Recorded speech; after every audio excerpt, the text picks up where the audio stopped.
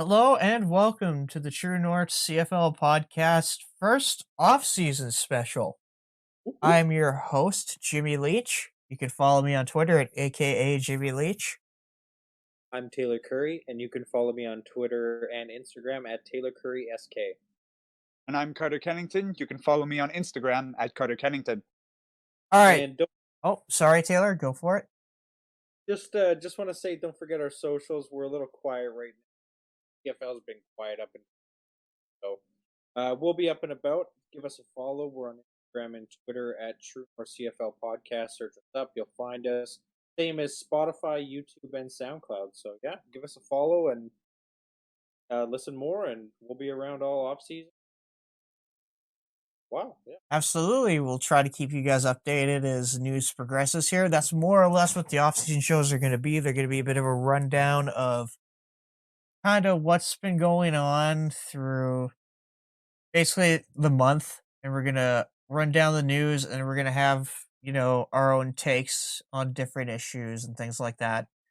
And another episode that we have in the pipes right now is we did a show breaking down the last top 20 that was released back in December, but unfortunately, due to some issues in the editing process, it is not out yet. Some files got corrupted, so we're just sorting that out. So you'll probably hear on that episode, whether it gets released just before or just after this one, that some stuff, because we recorded it probably mid or late December. So you might be saying, oh, look forward to a show around New Year's. That's this show, just so you guys know. So without further ado, let's get into the news. BC has extended running back John White through 2020. Luchez Purifoy has extended with the Riders through 2021. Jason Moss was relieved of his coaching duties, so Taylor, take back your low rating of Brock Sunderland as a GM. Yeah. He made a good move. He brought a good head coach in. See what he does. We'll talk about it.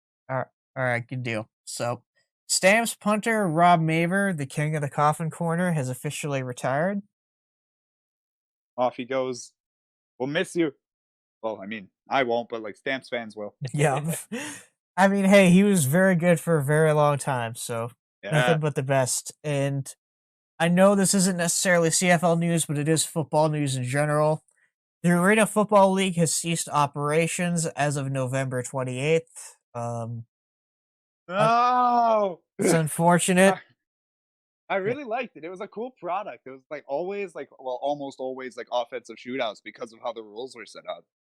Yeah, it was certainly an interesting league. And we did get some good players from that league too. Like Darrell Walker came from the Arena League, Yeah, Maurice Leggett.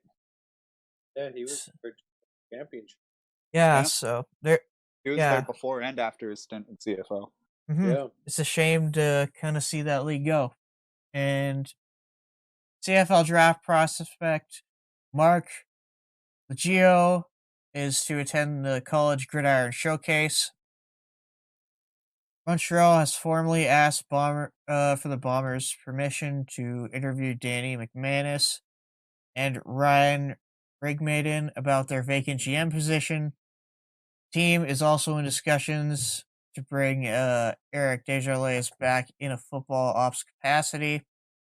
Also, the BC Lions Director of Football Operations, Neil McAvoy. The XFL denied permission for the Eskimos to speak to Jamie Elizondo about their head coaching vacancy. The Riders signed 5 players to their roster. Canadian offensive lineman Logan Furland. Canadian linebacker Jacob Jenke. I know James is really happy about that, even though he's not here right now, because they play together. Shout out to Uncle James. Yep. American running back Jamal Morrow, and offensive lineman Vincent Roy, and global receiver Max Zimmerman.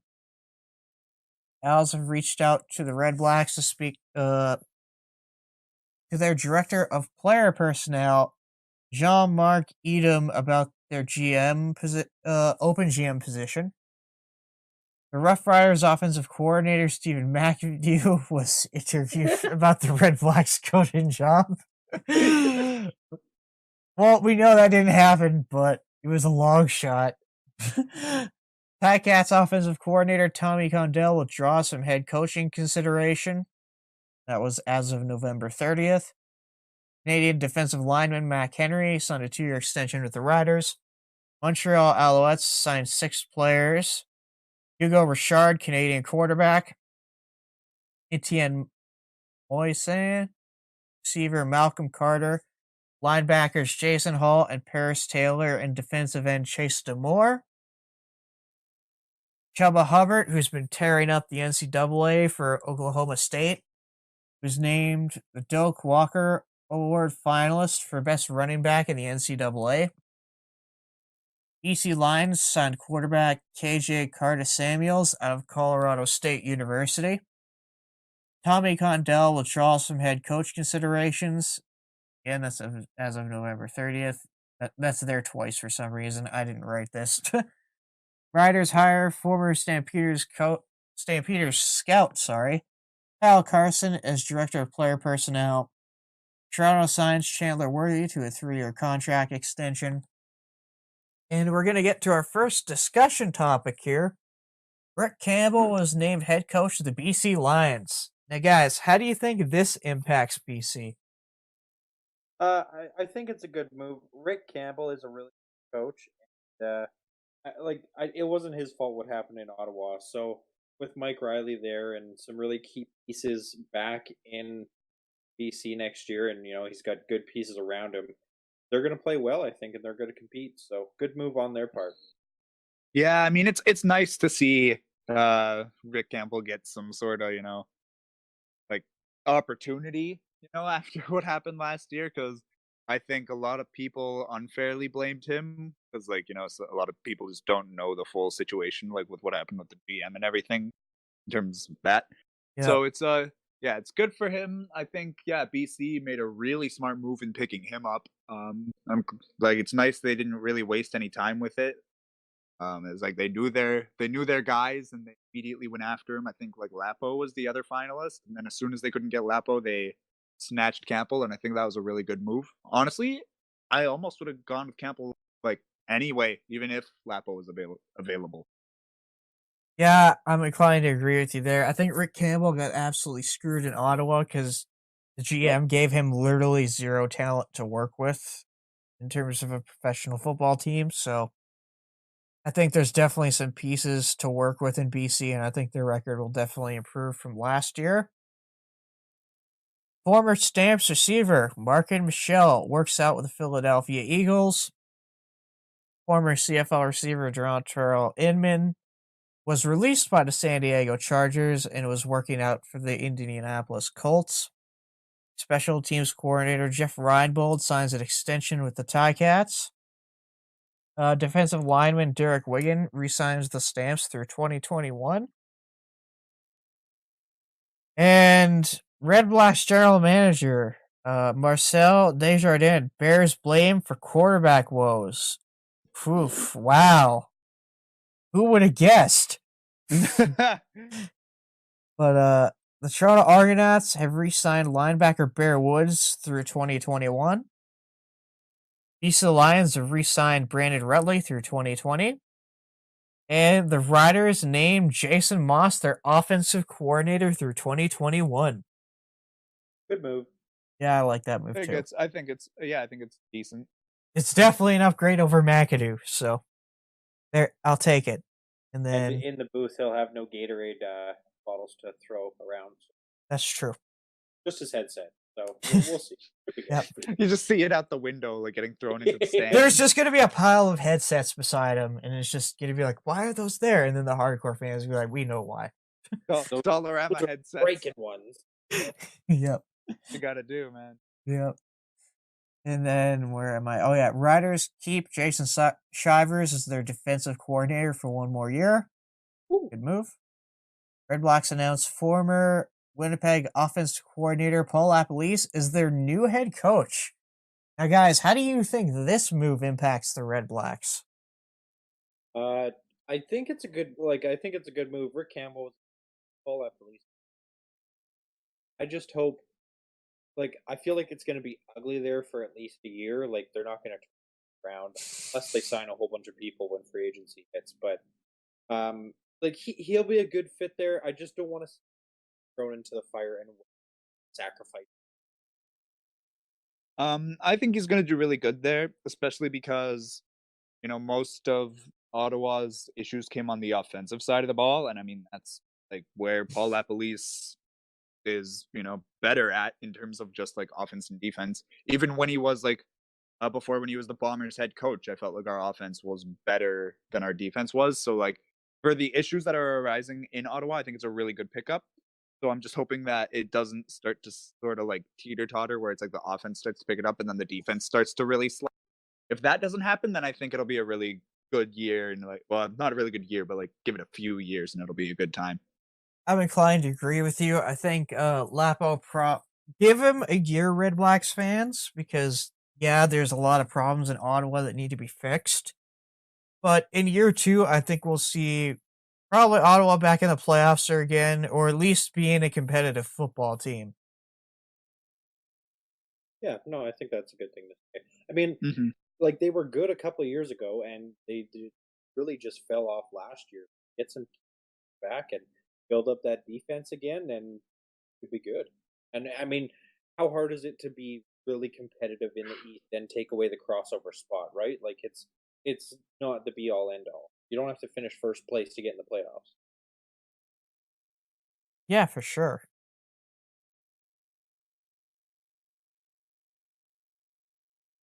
Okay, so on to other news here. Calgary Stampeders have signed national running back Anthony Milanovic Leader to a 2-year extension through 2021. Winston Rose booked multiple NFL workouts. Calgary Stampeders promote Pat Delmonico to offensive coordinator. The Riders signed 2 players to their main roster, Canadian wide receiver Mitchell Picton and Canadian defensive lineman Matthew Brenton. The Calgary Stampeders have signed national receiver Michael Klukas for 2020. Red Blacks have signed former NFL running back and returner Akeem Hunt. Edmonton Eskimos named Scott Milanovic their new head coach. So we're gonna have another talk about that, guys. What do you think about Milanovic as a hire? I think it's a good move. The man's had success in CFL before, and I'm sure he'll do it again. You know, they have a good team there. They just Trevor Harris can't choke, but I mean they got a great receiving core. They have a good running back in Shaq Cooper. Their defense, I mean, their line was really strong here. Their DBs could use a little bit of work, but they're pretty good. But I mean, three-time Grey Cup champion. He's coach of the year in 2012. Like, good coach. So I think it's a good hire to make Edmonton a lot more competitive than. Yeah, I mean, I think it's gonna be not the exact same situation as Ottawa, but it's like it might be a rocky start just with the way that the last season ended. So like, don't call up for the pitchforks if he does have like a rough, 2 or like 1-2, 1-3 start to the year. Because yeah, I personally think he's a really good selection. I think towards like the middle and back half of the season, you're really gonna see that with Edmonton. I'm inclined to agree with you there. I think it's a decent hire. I'm a little skeptical of Milanovic just because he's been out of the CFL for a while, but it's because he's been in the NFL. So I'm curious to see if that helps him or hurts him coming back. Yeah, but I think he's a smart enough guy that he'll be okay. Like he got to the NFL for a reason. Like he stepped down Jacksonville. Like I don't think he was going to get fired. So like I think he made the right move and he'll do good. We'll see. Time will tell. Yeah. Sure. So Calgary extended defensive lineman Cordero Law. Toronto fired head coach Corey Chamberlain of his duties, and they brought in Ryan Dinwiddie as their new head coach. So, what do you guys think of that move? I think it's interesting. Like I like Chamberlain as a coach. Maybe he was given too much power. I he had a couple other roles there too. But Dinwiddie is a bit of a confusing fit to me. Maybe Pinball likes him. I just there's other options out there, and I don't know why they chose Dinwiddie, but maybe they see something in him that I don't. Yeah, like I feel the same way. I just don't know why this was the move. Um, I mean, it could work, but yeah, it's just like, you look pretty much anywhere else in the league and you're sort of sat here like, yep, that makes sense. That makes sense. And this one's just kind of like, nope. What's going on here? Yeah. Uh, Yeah.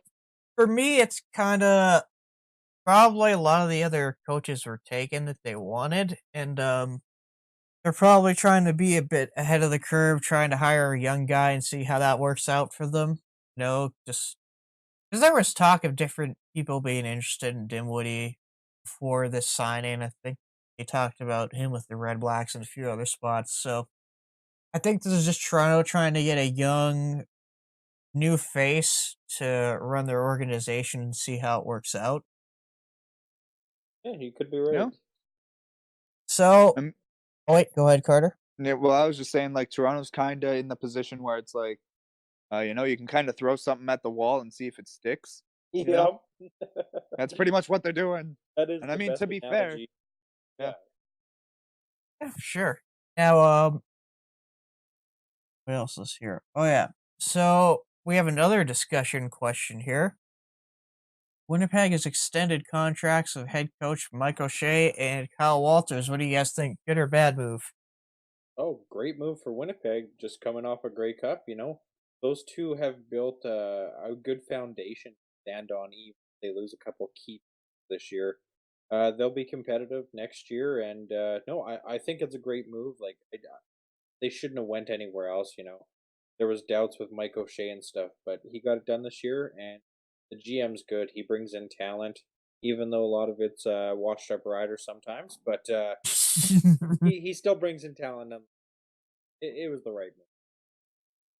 Oh, I was so happy. Like I kind of figured Kyle Walters was gonna stick around. I mean, I think he still had one more year on his deal, like anyway, so they extended him through 2021. Um, or like either like basically like O'Shea is here for a few years and then Kyle Walters is here for one longer.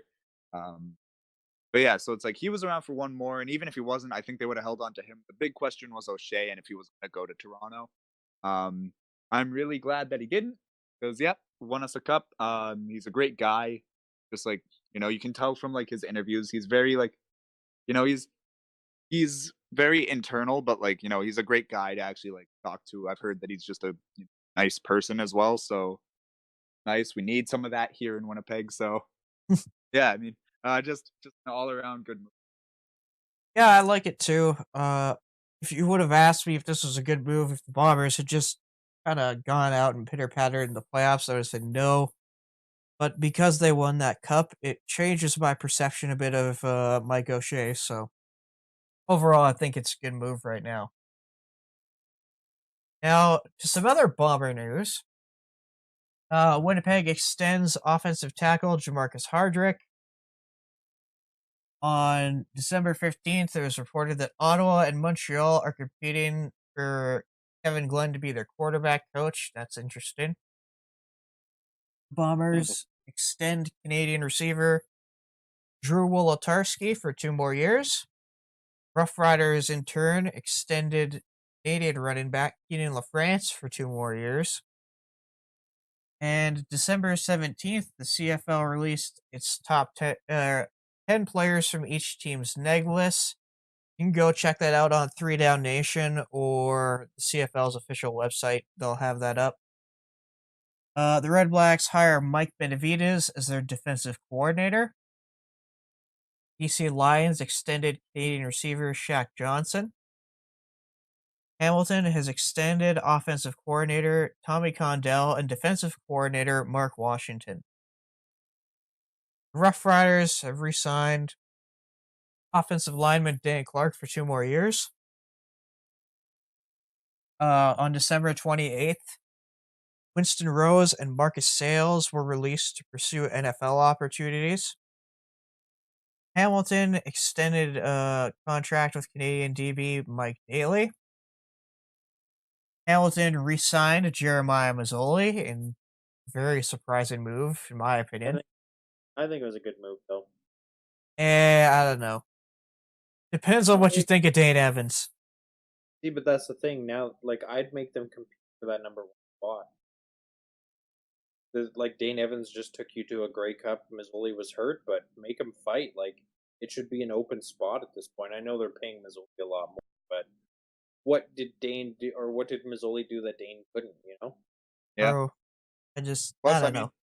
if it's equal, why don't you try to send off the guy that's costing you a ton? Yeah, like Yeah. I would have kept Dane and then, farewell Mazzoli, but he costs more and he's coming off an ACL injury. So Even if Dane wanted to restructure his contract, go for it, because he's probably still not going to be asking as much as Masoli is. yeah, for sure. I would just I would have kept Dane and sent Mazzoli packing, and you'd probably sign another backup in the offseason and turn him in like Logan Kilgore or somebody else, Maybe even Antonio Pipkin, because he might be a free agent. Maybe. With that carousel they had there, they're gonna have some guys leave. Oh yeah. And for Winston Rose, who we mentioned was released for an NFL opportunity, on the 31st, he signed with the Cincinnati Bengals, and Marcus Sales signed on New Year's Day with the Minnesota Vikings. Former Edmonton Eskimo defensive lineman Nick Usher has signed with the Las Vegas Raiders. That's going to be a little weird to say now. Former Edmonton linebacker J.C. Sherritt named co-special teams coordinator at Cal Poly State University. Montreal released star running back William Stanback to pursue NFL opportunities on January 2nd, in the same day. Guess who he signs with? The Las Vegas Raiders. Yeah, I think that's a good move for him. But I mean, you got Josh Jacobs to compete with there, but good. Like I'm happy for Stanback. He was arguably one of the better running backs in the league this year. Yeah, I'm happy for him. Yeah, and I mean, I think it's nice for him because not only is he going to the NFL, he's going to like the new Raiders. I don't know if you guys have seen the video on the construction of like the guy going past it. It looks like the Death Star. Yeah, like, that's stadium. I am so excited to see that stadium and like do like a virtual tour or something, or just anything to see like the inside of that and like the locker rooms and all the technology they're gonna have. It's gonna be nuts. Yeah, so it's like it's gonna be an upgrade from him. Montreal's facility, that's for sure. Yeah, that's fair. I mean, we'll see, because I mean, if the Golden Knights fan base comes over as well, then it'll be a pretty raucous time there. Oh, no doubt. Yeah. But looking at the teams that he had a shot of going to, I think it was the Patriots, Texans, Raiders, and then there was another team. I thought the Bears. Oh, the Bears? Okay, yeah. No, I wouldn't have gone to the Bears, but I think he probably would have been better off if he wanted to play sooner. I think maybe the Texans or Patriots, kind of with Michelle struggling a little bit, I think those two would have been better options for him. But I mean, Vegas, I like the move too. It's definitely not a bad choice for him. Josh Jacobs, though, is kind of slated in as number one there, but if he gets hurt, I don't know who they have behind him. So yeah, exactly. Prove your worth and make your opportunities count. Yeah, Stanback's a talented guy, so hopefully he gets that number 2 job and plays well. Yeah. So finally, we have one guy who has been released who hasn't signed, but probably will soon. Hamilton released receiver Braylon Addison to pursue NFL opportunities. I can't say 100% this is a sure thing, but based on what I've heard about his workouts, it's probably going to be the Vikings. But what do you guys think? Well, that's what I've heard too.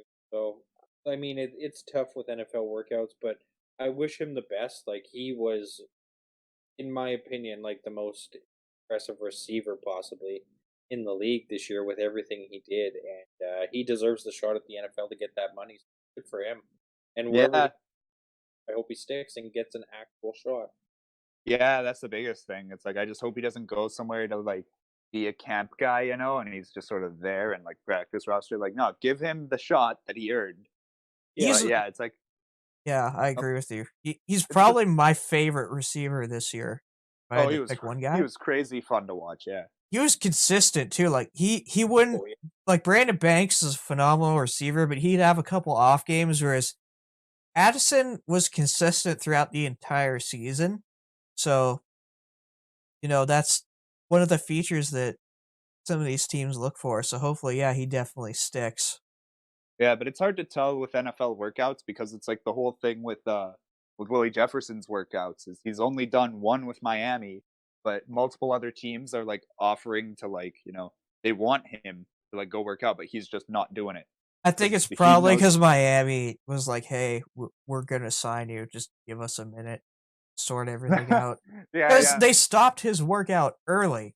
They were like, yeah, yeah. we've seen Let, everything we need to let us see in a good let us way. put let So us put the money in the briefcase here. Well, exactly. and Miami's going through a lot of coaching changes, apparently, like a lot of front office changes. So they kind of want to wait till that dies down to some, I think, like till they got the names in place. But yeah, just it goes to show that it's like when you go with like a workout, it's really difficult to like because someone might swoop in. Yeah, because Willie Jefferson, he's good enough to be down in the NFL. Oh, Even if it's just a special teamer, like he's good. no, but he's got So the hopefully size. somebody gets him. Got the athleticism too. He's a freak. Yeah, exactly. You know? Yeah. And speaking of another NFL signing, Reggie Bangleton signed with the Green Bay Packers. You guys think of that? I think it's a great move for Reggie. I mean, I just all these CFL guys. I hope that they actually get a shot because they deserve it. Like Reggie was again one of the best receivers in the CFL this year. Like having some of the games he did with three touchdowns and 150 plus yards. Like yeah, he was a breakout star. And I mean, if he's got Aaron Rodgers throwing, be really successful. So just hope he gets his shot. Yeah, there's only one place that I'm not going to be missing seeing Bagleton, and that's on the fantasy board. Okay, Yeah, uh, I'll Yeah. tell you that much. But like, no, for real, like I feel like I'm saying the same thing with everybody. It's just like, regardless of what team you come from, regardless of any of that, I just hope that every single guy gets a real opportunity, and I hope they're able to take it and run with it. Because like it sucks, when you get signed to like the promised land and then you don't really get anything. So I hope that doesn't happen for these guys because they're all talented. They wouldn't be picked up by the NFL if they weren't talented. yeah. Yeah, for sure. Now to Carter's point there, yeah, that's interesting. Two of these guys were like my fantasy locks consistently throughout the year, so that's definitely interesting. I'm gonna miss these guys in CFL fantasy. But Yeah. yeah, it's just I really hope he gets a shot there. I mean, I think of Packers receivers and they've really struggled to find anybody outside of Devontae Adams. They found one guy to be their number two receiver. I can't remember his name. I think it's Valtis Scouting or something like that. He's Oh, probably yep. yeah, he's probably their solid number two, but after that they really don't have anybody. So maybe Bagleton can win that job as the third receiver, kind of like Duke Williams did at Buffalo this year.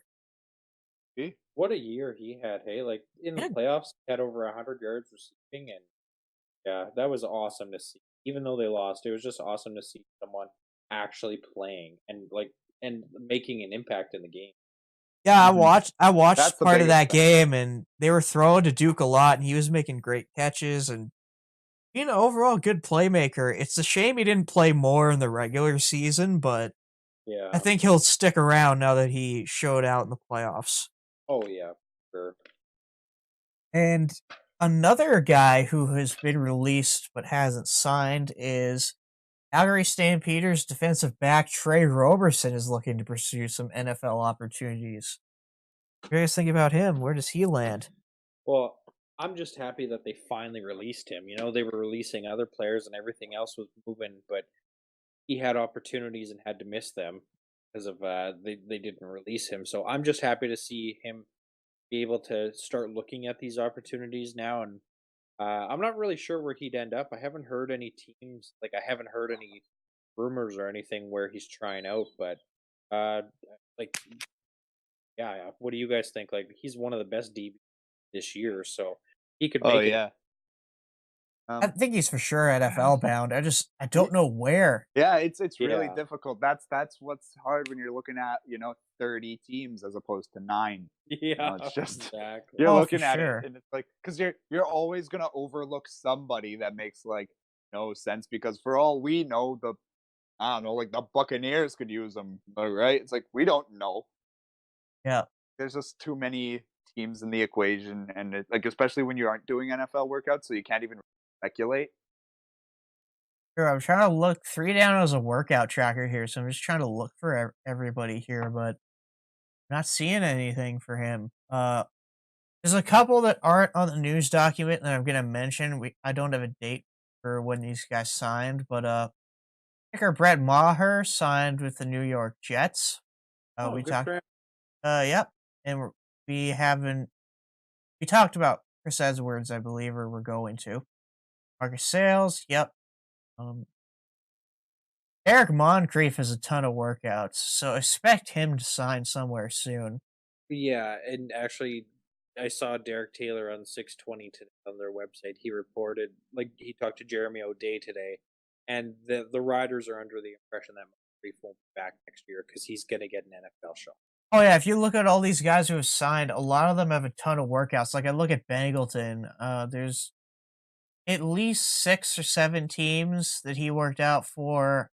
Similar amount for Standback, and Moncrief has more workouts than both of those guys. Dude, So that's crazy. Like just looking at that, because like I've with me having connections with some players, I know what it's like. I know the process of doing a single workout.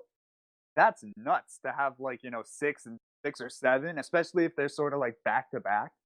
oh yeah, that'd be hell. Yeah. But and another guy we missed here, Jonathan Kongbo, Canadian, Oh. signed with the San Francisco 49ers. So congratulations to him.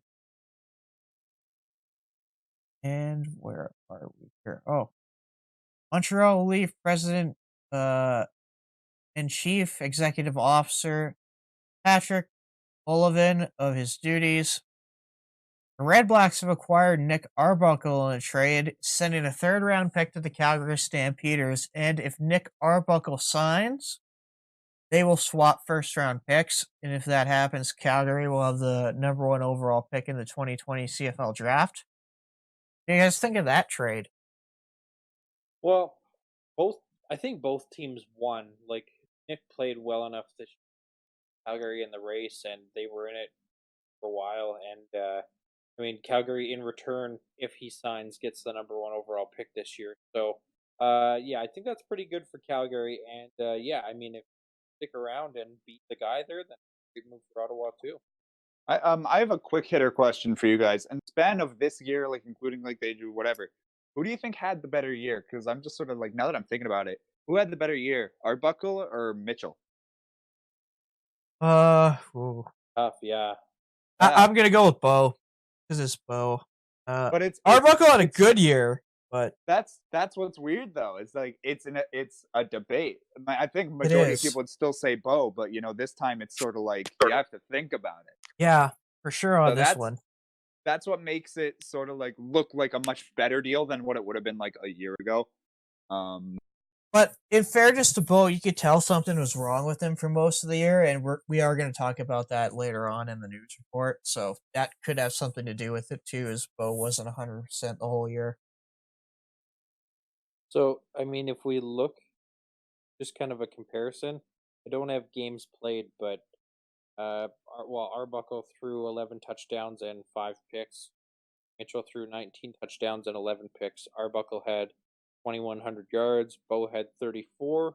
Arbuckle completed 73% of his passes. Bo completed 66. Yeah, Interesting. So, Yeah. I but mean, they both didn't play a full year, but yeah, so besides little lacking on yards, his goes better. yeah. 11-5 to 19-11s. I mean, and going back to the original point, like the trade, I was sort of sat here like, I feel like a lot of people, especially me, I expected Lapalisse to try and grab one of Winnipeg's quarterbacks because I mean he knows them. Like I was expecting, either Nichols or Caleros, honestly, to be handed that starting job. And what's sort of weirding me out now is that does Arbuckle go into this thinking that he's going to be a starting position? And does Lapo even try to grab a Winnipeg quarterback?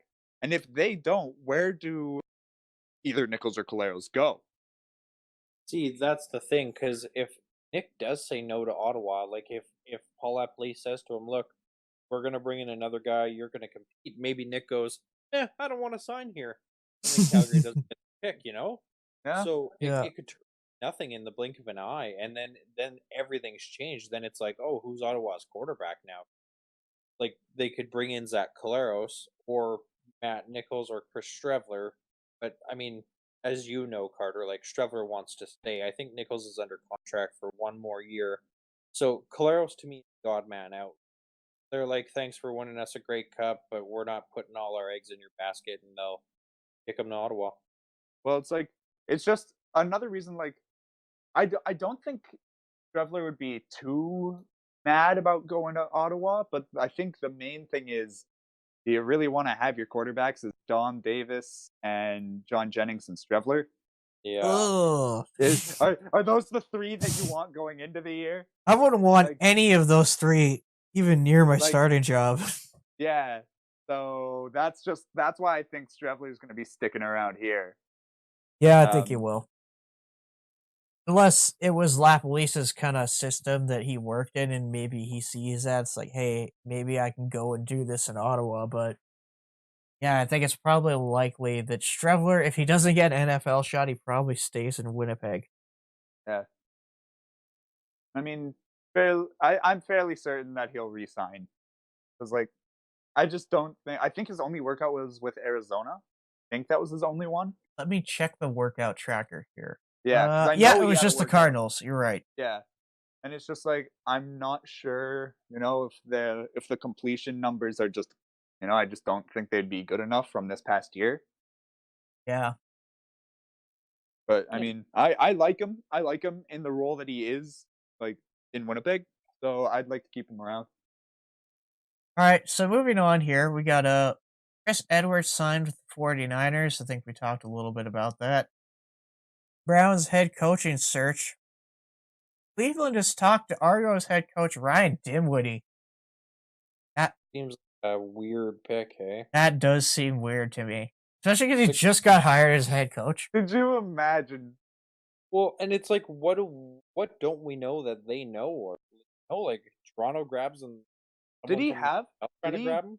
Did he do stuff in the NFL or in Did- the did what he- AAF? The thing that Dimwitty did, the guys that were backing him up in the 07 Grey Cup, both of them are NFL head coaches. Yeah, every So- bomber QB from that Grey Cup is now a head coach. I think somewhere. there must be Which is a something to fun- that then, honestly. Bro, he's only on there because he started a Grey Cup game more than a decade ago. Well, the NFL, they're a bunch of copycats, some of them. So I think maybe that's why there's like, hey, maybe there's something to this, and they're going to interview him. Like, unless they saw something with Calgary that they really Just- liked and think they can just some apply it poor- to Just Baker. some poor intern trying to connect all the dots, trying to figure out how to save their failing franchise by Yeah. some miracle. I mean, Cleveland Browns, they have talent now. It's just they need to get their front office together and their coaching staff, in my opinion. In college, Dinwiddie was considered to be the greatest quarterback in the history of Boise State football. So Really? he did some stuff back in the day. Yeah, He was Boise State. 2003, he threw for 4,000 yards, 28 touchdowns, and 5 picks. So I mean, he wasn't bad, but he was in the NFL, I think, practice roster for a year. Played for the Hamburg Sea Devils, which Yeah. is probably NFL Yeah. Europe. Yep. yeah, and then the Bombers, the Riders, and then he coached for the Alouettes, Stampeders, Toronto. Yeah, now the NFL's looking at him It's interesting, man. crazy. Yeah. And the Stamps have extended Kadeem Carey for 2 years. Undergo surgery to remove a cyst in his right shoulder. So again, that's probably what was bugging him the whole year. I got one more signing to talk about. Oh, Sorry. go for it. The Toronto Argonauts signed Ronald Ollie, and if you've heard that name, he was on Last Chance U with the very first season, and they went from signing a YouTube kicker to a Netflix defensive lineman. So good for them. Yeah, I think he's line or O line. Yeah, defensive line. he's a so, D lineman. Yeah. Yeah. So in no, other news, follow my Twitch channel because I will soon be the next Toronto quarterback. Pretty much, yeah. They're just signing these social media stars or athletes. let's get it done. I'm sure we can make it happen. They're desperate in Toronto. It's like, hey, I heard mean, you play football. Insert not- big YouTuber here. not- You want to come on a for- practice roster? Yeah, they just send emails to Bro, Logan Paul's Paul. going to be playing their special team. I was gonna say, didn't FaZe Banks or Logan Paul play football? And it's like, yo, they're probably like, FaZe Banks, come play for us. They're garbage. Who cares? Yeah. And then teams will be allowed to have 3 quarterbacks on their roster in 2020. Thank God, because we heard a rumor Yeah. that you would only be allowed to have 2 QBs on your roster, and I was losing it over that. Like, that's probably the most Bush League thing I have heard in a long time. Especially They were even after this considering year. that. Yeah. Yeah, Like after this year, where every starting quarterback got hurt at some point. well, and exactly. And how do you build someone for the future if you have that guy and a backup? Oh, like Yeah, you're not going to take as many chances on quarterbacks if that happens. No. It's like depends. You might have a young guy who's, started. You're going to probably have a veteran backup, and then you're not going to have any guy on the wings, or if he is, he's on the practice roster and he's never going to see a game. yeah, exactly. Whereas if he's a third string, if those 2 guys in front of him get hurt, he actually has a chance to go in, which has happened, and it's happened this year. So hopefully I don't like the idea of restricting the amount of quarterbacks, period, because there was a game a couple years ago in Montreal where starter, the backup, and the third stringer got hurt in the same game. Bro, They had to go down just their throw the coach in there. They had to go down their 4th string quarterback. So I mean, I just don't like the idea of restricting the amount of players at a certain position that you can have. Doing a quick sports crossover, they'd have to do something like the Blackhawks did against the Winnipeg Jets in the NHL. Like the goalie and the backup goalie both got injured, so they had to bring on this like fan. Yeah, they had to bring in like an actual net. goalie. Yeah, Yeah, or like a college goalie or something. No, he was like a banker or something. He was an accountant. He was an accountant. I know that. Yeah, he had a full-time job, and then he got to go play for the Blackhawks on the night. He actually had a decent game too, which is impressive. I don't think they scored on him. Yeah, I mean, to be fair, they put him in a really good situation. They're up like 6-2, but it's like still. Yeah, it's still very impressive. Yeah. And then good news for Alouettes fans, you can finally rest easy. Sid Spiegel and Gary Stern have purchased the Montreal Alouettes. So what do you guys think about that? How does this affect Montreal now that they actually have owners? Well, I mean, it can only be up from here in that aspect. Like they got owners from their press conference, like they really seem into it. Like they're really excited to be here and doing this. So it's great to see, and I hope they can bring back, because they were starting to trash talk already. I hope they bring back some rivalry to help Toronto out too. I think it's great for the league and great for the team. Yeah, I mean, I think it's great. Personally, I think if Montreal doesn't have as good of a year, like even if they just drop a few more games, I don't think this purchase happens. Because I've said it before on this podcast, Montreal fans will get really into it. Like they will be hardcore CFL fans if their team is winning. That's it. And yeah, so if as soon as you start losing, they're not faithful like that. They're done. They're either all in or they're all out. Well, they're not as bad as Toronto fans, I'd say, because we saw the regression of the Montreal fan base. It was a slower one than Toronto. Toronto happened immediately after they left the Rogers Center, which is probably the worst move that franchise could have made.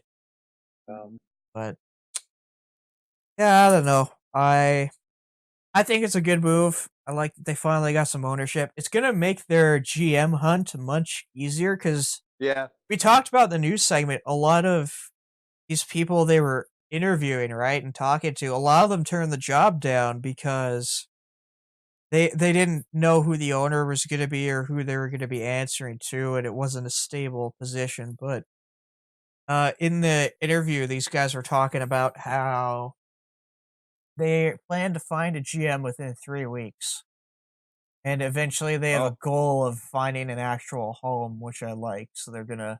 that's solid though. I like that idea. They're gonna find a stadium. So Yeah. good.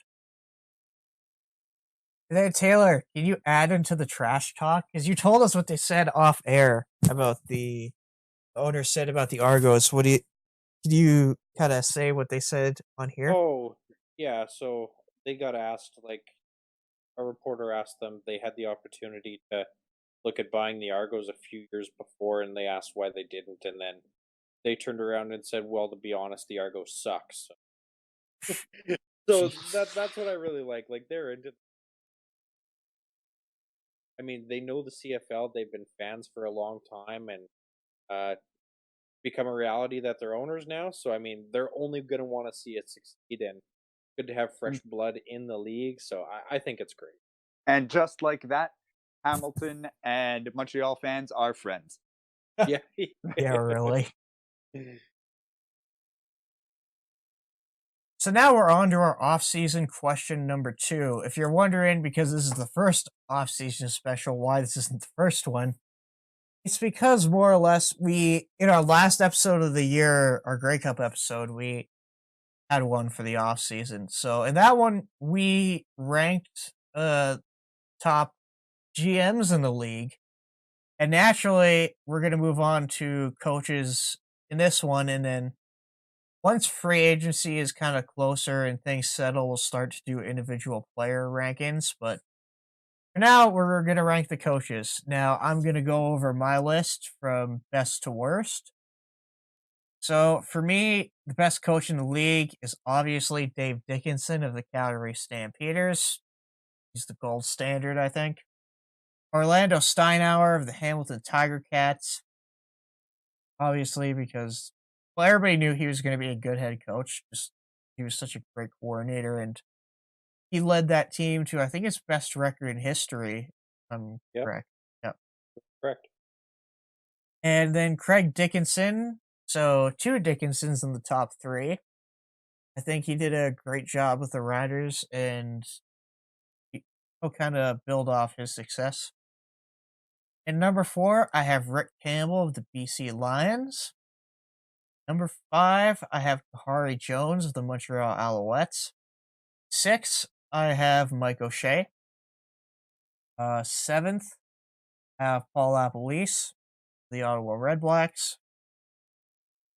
8th, I have Scott Milanovich of the Edmonton Eskimos. And 9th, I have Ryan Dinwiddie. There we go. Pretty good list Yeah. there. Hmm. All right. Okay, my ranking. I have the same. Craig Dickinson, Dave Dickinson, sorry, at number 1. Yeah, Calgary's been the best team in the league. Like, they're a dynasty. They're the best team in the league. Arguably, the standard to beat. Then I got Orlando Steinauer at 2nd. He just came off the Coach of the Year award. Yeah, best record in franchise history.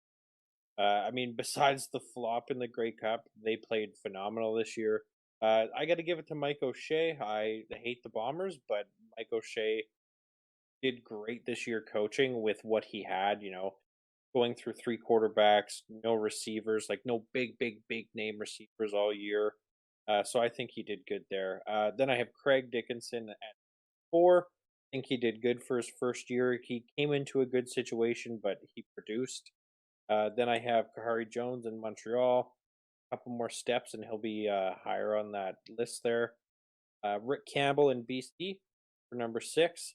It's his first year there, so there's going to be some, but he'll be good. I have Scott Milanovich at number 7. He is coming back. I'll admit, there could be some rust, so we'll see what happens. I think he'll climb up on the list. Paul Police at number 8. He's got a tough road ahead of him, and I just we got to see what happens there. I worry about that situation. And then I got Ryan Dinwiddie. He is fresh into the head coaching job, and we got to see what he does before I can put him high on that list. If he turns that franchise around, then Yeah, that's what's weird. It was a good list, but I'm sort of looking at this, and that's what's weird about like making the head coach list. It's like at this point, there's not really like I feel bad putting these coaches down at like the bottom of the list because it's like they're not actually that bad. It's just that it's like not separate. It's not separated by much. hey, they're all in the top 10, right? But I'm actually gonna make a few changes to mine, but we'll do it on the fly as we go here. So I look at coaching and like for me, I always thought like you want to have the good relationship, so that's what I based my stuff off of a lot. So that's why my number one is actually Kahari Jones. Um, I think that he's just really good with his players and that led Montreal to sort of they were dark horses to win the whole thing. Like they were, they pretty much every team was a dark horse to win the whole thing, but like, Montreal really had that momentum going. Then in second, I got Orlando Steinauer with Hamilton. Best record that they've ever had. I think it just makes sense. Third place, I got Craig Dickinson with the Riders because, I mean, you look at that, even with McAdoo sabotaging your season, you still found your guy. You had like a great year. So I got him there. And then this is my first switch. I'm putting in Dave Dickinson with the Stamps in fourth because, like you guys said, he's just an amazing coach. But personally, I just don't know how much emotion he gets out of a lot of his players. Like, not to the same extent either. I don't know if I just don't see it or what. In fifth, I've got Mike O'Shea. And you can't really have him in the bottom four if he wins, Like if he wins the cup, you can't really do that to him. And then in sixth, I've got Rick Campbell. I think he's going to do great in BC. Pretty much, like he pretty much has to, because with Ottawa there might be some questions about him, but I mean I think they're unwarranted. I think he'll do a good job. Then I got Lapo in Ottawa. It's at this point for him it's more questions than anything because it's been a while, since he's last been like the head coach for a team. Then I got Milanovic. I'm excited to see what he does. It's just again, it's all just sort of questions like, oh, where are they going to take it and everything. And lastly, just because we know the absolute least about him in Witty, but I mean, again, this could all change in a matter of like the first 3 weeks of the season. So, Oh yeah, for sure. I think most of these coaches, whereas there were a couple we could note that were on the hot seat. I don't think many of these coaches are this year. I think everyone's I don't pretty think safe. any of them are. Yeah. Yeah, like the closest I would say is Dinwiddie. Probably the only guy I'd say maybe, but even then it's his first year, so I think they give him then, leeway. yeah, it's only because he's brand new. So yeah, I like everybody's list. I think we're pretty close on most of ours, Yeah. so it's fair. And yeah, with that, I think we can wrap up. Uh, make sure you guys follow us on social media. We will be kind of producing some more content other than this. Closer to free agency, we're gonna have like a pre-show where we rank different free agents at the different positions and talk about where we might think certain players will go, things like that, and as well as these regular specials. Hopefully, that draft special comes out soon. It should, but who knows? And then that could be my fault or Brandon's. We're not sure because we're sending the files, but it's a corrupted file, so it's we'll find out, and then we'll roast whoever's fault it is in the next episode. Yeah, we'll figure it out for sure, and yeah, we'll have that pre-post free agency show. These are going to be a regular thing every month. Look forward to one of these, and yeah, that does it. Again, make sure to follow our social media. Like the video, share it with your friends, subscribe on YouTube. It really helps. And we'll see you guys next time. This is the True North CFL podcast signing off.